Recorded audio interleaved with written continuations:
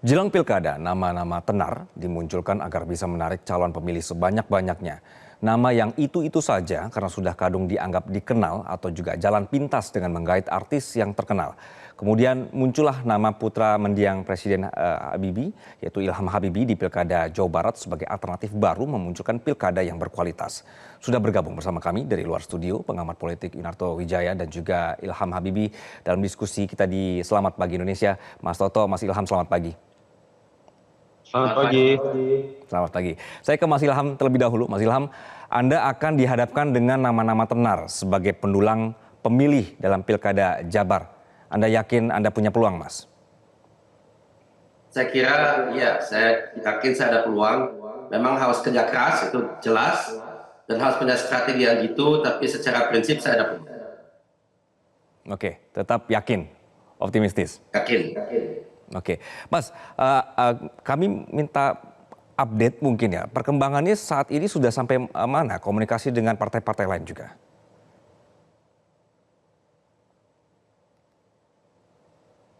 Oh, saya ya.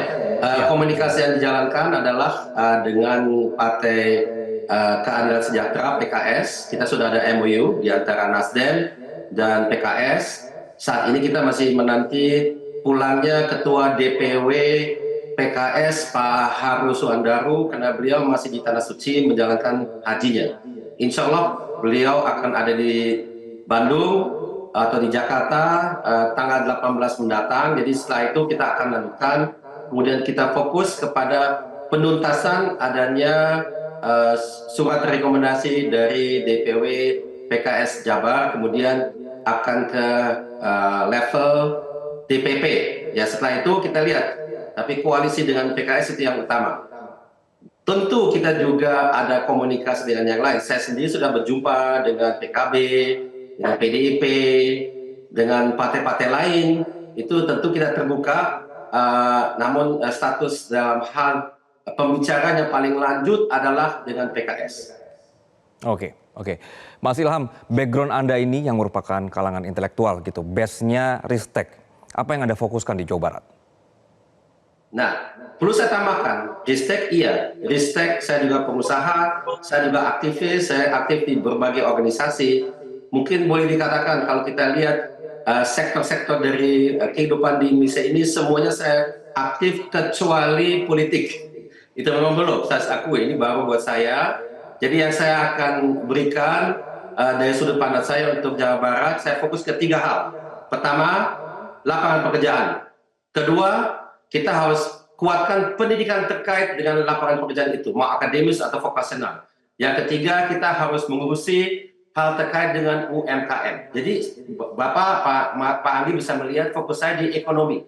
Karena memang kita lihat banyak sekali yang menganggur di Jawa Barat, begitupun juga di lain provinsi sebetulnya. Dan banyak masalah yang kita lihat itu sebetulnya ada kaitan langsung atau tidak langsung dengan masalah ekonomi. Mau stunting, mau ketidakamanan terkait dengan geng motor, mau online pinjol, mau judi online, itu banyak didorong oleh masyarakat memang benar-benar punya kesulitan mencari nafkah. Jadi begitu kita menaikkan lapangan pekerjaan, saya tidak katakan semuanya, tapi sebagian besar dari masalah yang kita hadapi di sektor lain, itu akan ada solusinya. Oke. Saya ke Mas Toto. Mas Toto, cukup tidak Mas dengan target-target atau juga strateginya Mas Ilham yang tadi barusan disebutkan untuk menang di Jawa Barat? Iya, pertama saya senang ya, masih sekitar 5 bulan menjelang pilkada, tapi paling tidak ada sosok seperti Pak Ilham Habibie yang notabene jarang nih langsung bicara mengenai program. Sekarang ini rata-rata calon ini berbicaranya lebih banyak mengenai bagaimana mendapatkan tiket, lalu kemudian berbicara mengenai konstelasi politik, belum lagi ada yang kemudian bicaranya dikait-kaitkan dengan pilpres, yang notabene sebenarnya nggak ada kaitannya dengan kepentingan masyarakat.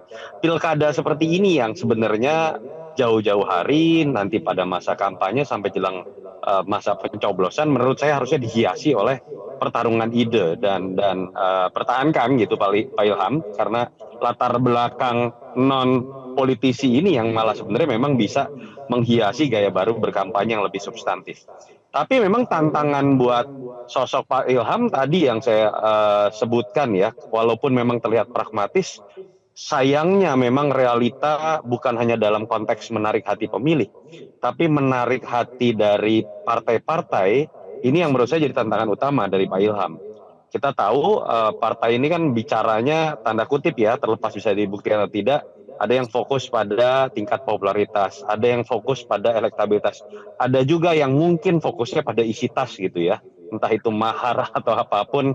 Dan itu menurut saya menjadi tantangan utama. Pak Ilham dikenal sebagai anak Pak Habibie, tapi dalam konteks elektabilitas, tingkat pengenalan, saya meyakini masih ada PR besar.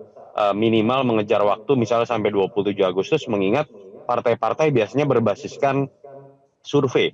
Dan memang apakah kemudian bisa dilihat apple to apple? Tidak ya. Saat ini biasanya survei ketika masih 5 bulan menjelang pemilihan, biasanya masih bisa disebut bias tingkat pengenalan terutama terhadap incumbent.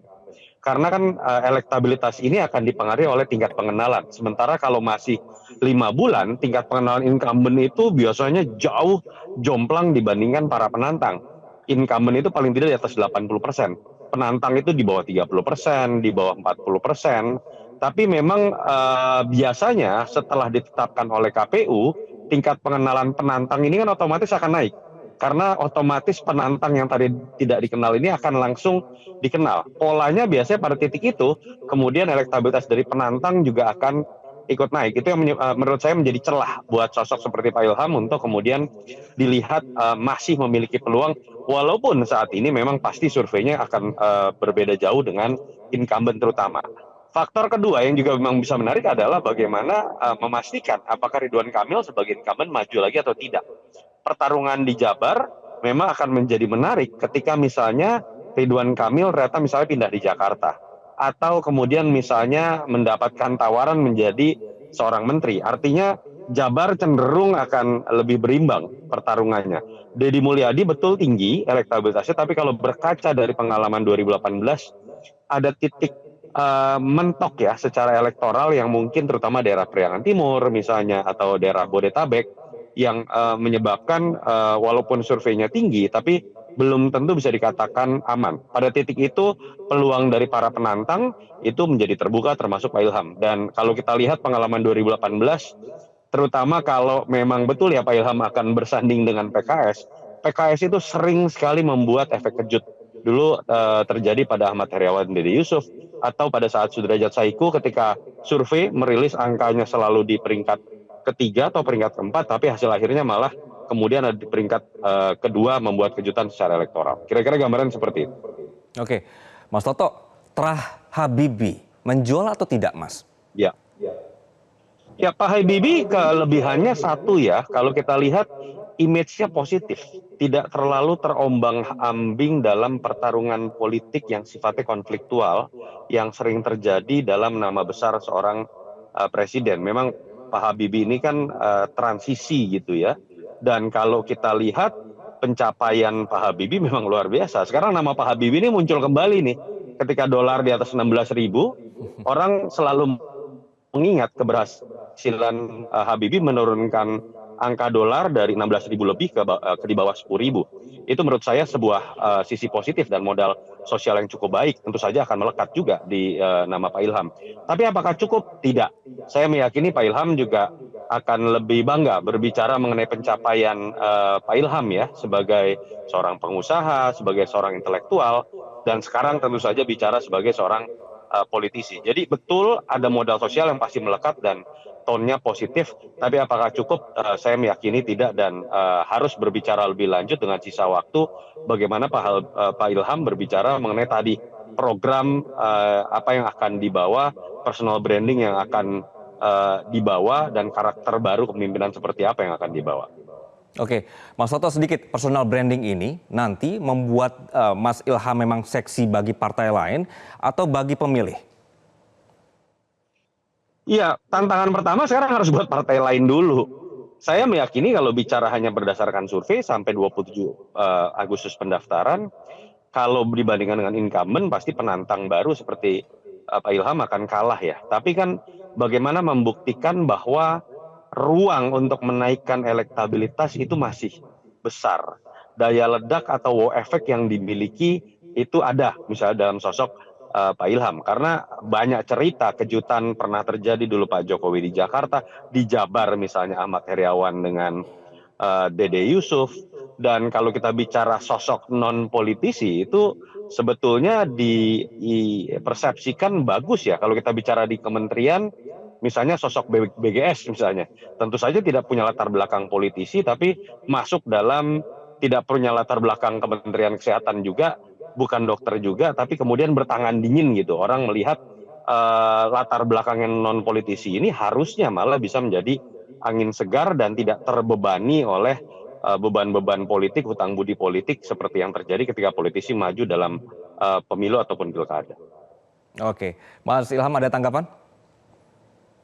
Saya setuju sekali dengan apa yang dikatakan oleh Pak Yunato. Memang pada umumnya begitu saya ketemu masyarakat, rakyat di Jabar, mereka menginginkan adanya solusi terhadap masalah-masalah yang mereka hadapi. Jadi perlu ada gaya teknokratis, ya pun tentunya pemangku jabatan gubernur adalah jabatan politis, benar. Tapi pendekatan teknokratis itu saya temukan banyak sekali rakyat di Jabar ini dimanapun saja mereka menginginkan adanya solusi. Karena memang mungkin masalah dan juga situasi kondisi yang mereka hadapi itu bukan dari kemarin-kemarin, sudah agak lama, sehingga dia sudah tidak sabar lagi dapatkan adanya solusi terhadap apa yang mereka hadapi. Jadi in prinsip saya sangat-sangat setuju dengan apa yang dikatakan oleh Mas Yunato. By the way, panggil saya Kang Ilham aja, biar agak Jabar. Siap Kang Ilham. Baik Mas Ilham, Mas Toto ditahan dulu, nanti kita akan lanjutkan diskusi kita di pagi hari ini, dan pemirsa tetaplah bersama kami dalam Selamat Pagi Indonesia.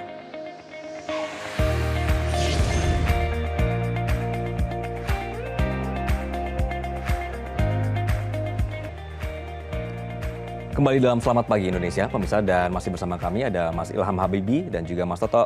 Mas Ilham, Mas Toto masih bersama kami ya? Ya, halo. Oke. Oke, Mas Ilham, kenapa Jawa Barat? Nah, ini ada dua alasan. Pertama, alasan eksternal yang saya sebut. Pertama, eksternalnya itu adalah Jawa Barat itu adalah provinsi dengan industri terbanyak se-Indonesia. 55% dari industri di Indonesia adalah di Jawa Barat. Dan kenapa industri itu penting? Kita mau jadi negara maju kan? Negara Indonesia emas pada tahun 2045. Kita lihat saja di Asia. Kita mulai beberapa ratus tahun yang lalu di Jepang, Korea, sekarang Tiongkok. Semuanya dari negara miskin, agraris menjadi negara maju. Negara apa tapi? Negara industrial.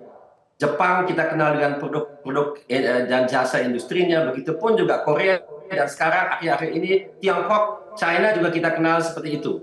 Dengan kata lain, kalau kita memang mau keluar dari yang kita sebut sebagai middle income trap atau jebakan pendapatan menengah itu, harus kita perkuat apa? Industri kita. Nah, industri Indonesia bukannya tidak tumbuh, tapi di bawah pertumbuhan ekonomi secara umum. Kalau misalnya ekonominya 5%, maka industrinya 4% saja. Dan itu kita sebut dalam bahasa ekonomi fase deindustrialisasi, tapi di Indonesia dini. Karena sesungguhnya itu tidak boleh terjadi. Industrilah yang harus jadi motor daripada ekonominya, bukan sebaliknya, bukan ekonomi menarik industrinya. Sebaliknya, kalau tidak kita tidak akan bisa keluar. Jadi jelas ya, kalau kita mau menjadi negara maju, industrinya harus kita kuatkan. Dan industri bukan saja membangun pabrik, tapi industrialisasi adalah kita mengubah mindset kita. Bekerja selalu dengan data, menggunakan sains, kita ada manajemen style tertentu, ada profesionalitas dan lain-lain. Dan itu berlaku untuk semua sektor. Mau industri, mau pertanian, perkebunan, perikanan, pariwisata, semuanya harus menjadi industri.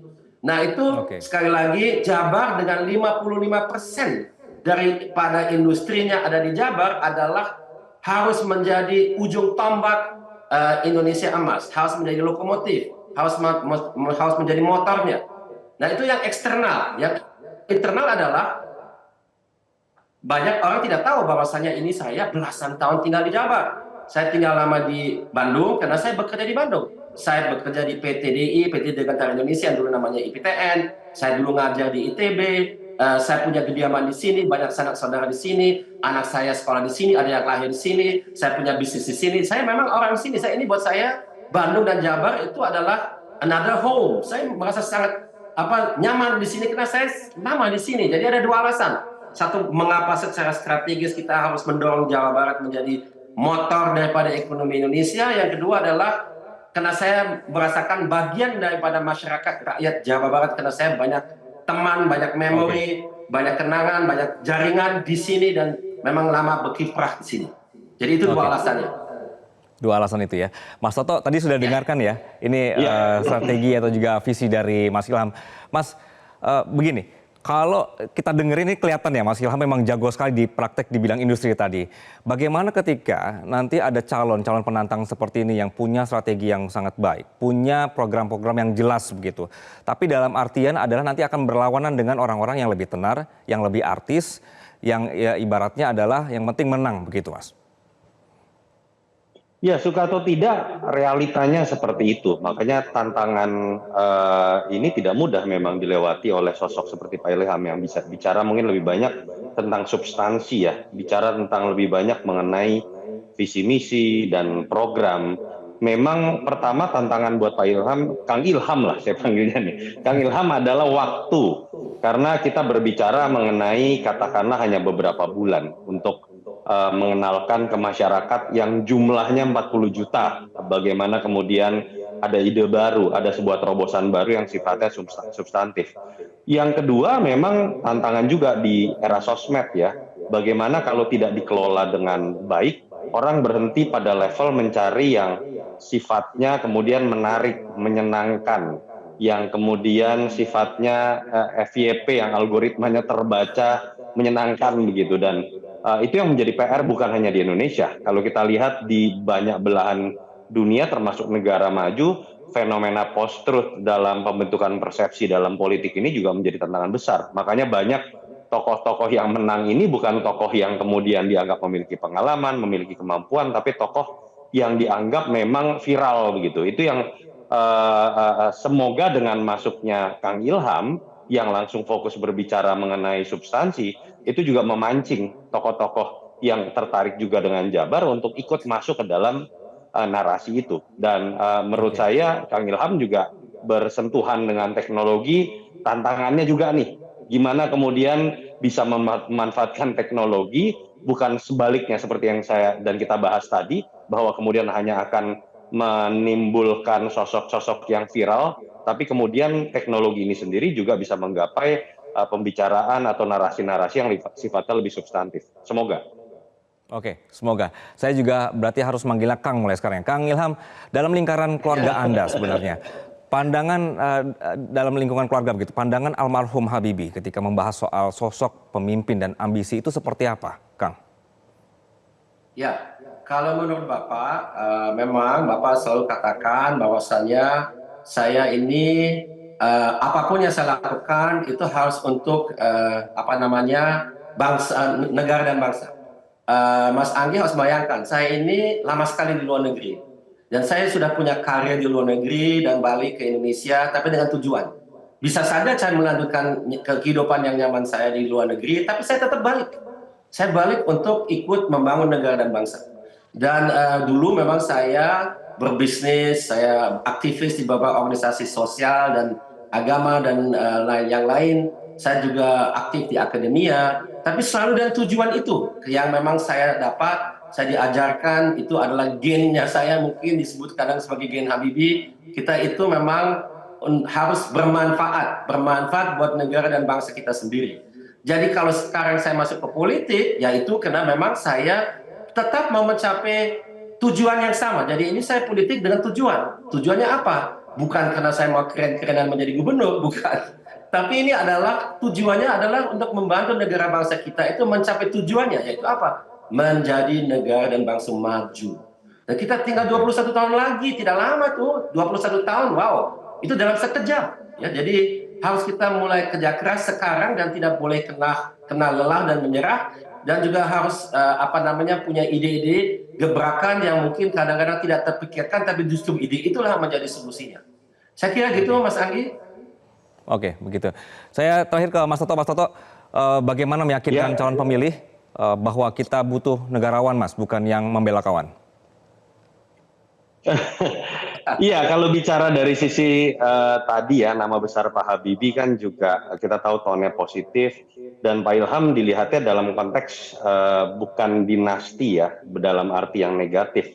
Karena Pak Habibie sudah tidak ada lagi, apalagi kemudian masih berkuasa. Kritik selama ini terhadap politik dinasti adalah kan terkait dengan penyalahgunaan kekuasaan, wewenang, dan Pak Ilham dalam kondisi yang berbeda, malah sebaliknya sudah dalam kondisi nyaman, punya dunianya sendiri, sudah mapan, dan kemudian ingin terjun ke masyarakat. Artinya kan ada sesuatu yang sifatnya harusnya di luar dari sekedar perebutan kekuasaan atau memanfaatkan nama besar keluarga. Dan dengan masuknya tokoh nasional seperti Pak Ilham dan bukan sekedar politisi, minimal hasilnya apapun menurut saya harusnya minimal Pilkada Jabar lebih berkualitas, lebih masuk kepada substansi, bahasan-bahasan politik elektoral yang kadang-kadang tidak terkait dengan masyarakat itu lebih bisa terpinggirkan dan kita lebih banyak masuk ke dalam politik substansi. Sehingga siapapun yang menang nanti, Jabar itu lahir dari kampanye yang berkualitas dan pemilu yang lebih berkualitas dibandingkan dengan daerah lain. Oke, berarti masih ada waktu, masih cukup berarti ini ya, Mas Toto ya, untuk Kang Masih Habibie. 5 bulan, Masih tapi 5 Kang Ilham bulan. udah sekalian pindah tinggalnya di Bandung nggak? Dan sekitarnya. Baik, Sudah tinggal di Kang, Bandung, Pak. ya, Kang Ilham, Mas Toto, terima kasih atas diskusinya di pagi hari ini. Terima kasih. Terima kasih. Kang Ilham, sukses. Terima kasih. Terima kasih. Sampai jumpa. Jelajahi cara baru mendapatkan informasi. Download Metro TV Extend sekarang.